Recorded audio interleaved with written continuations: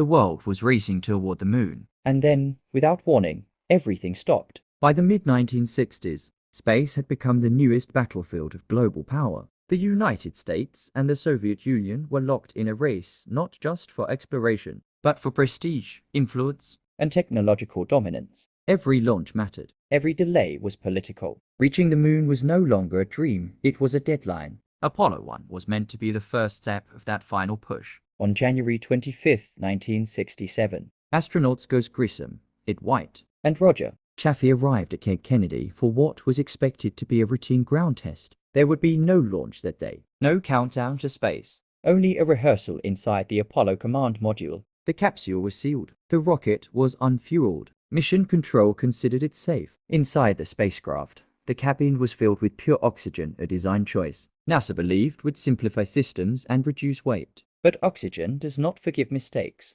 At 6:31 p.m., a spark ignited inside the capsule. Within seconds, fire spread faster than any human could react. The inward opening hatch could not be opened under rising pressure. The crew was trapped. In less than 30 seconds, the cabin became unsurvivable. Gus Grissom, Ed White, Roger Chaffee. All three were lost before help could reach them. The shock was immediate and global. NASA halted the Apollo program. Television broadcasts went silent. The confidence surrounding the moon mission collapsed overnight. Investigations revealed painful truths. The spacecraft wiring was vulnerable. Materials inside the cabin were highly flammable. The pure oxygen environment magnified every flaw. Apollo 1 was not a single failure. It was a system failure. The tragedy forced NASA to confront something larger than engineering. Speed had overtaken caution. Ambition had overshadowed risk. For the first time, space exploration paused not because of enemy action, but because of its own limits. NASA dismantled and rebuilt the Apollo program from the inside out.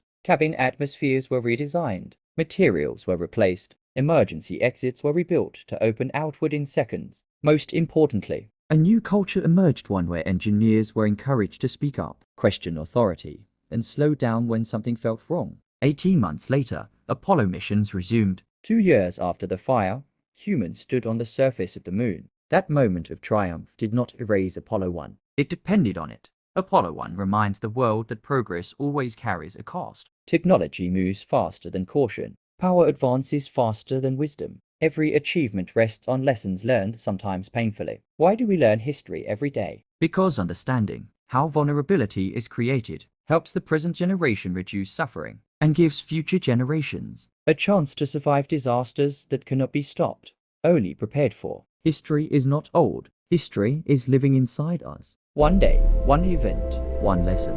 Mr. Feedy.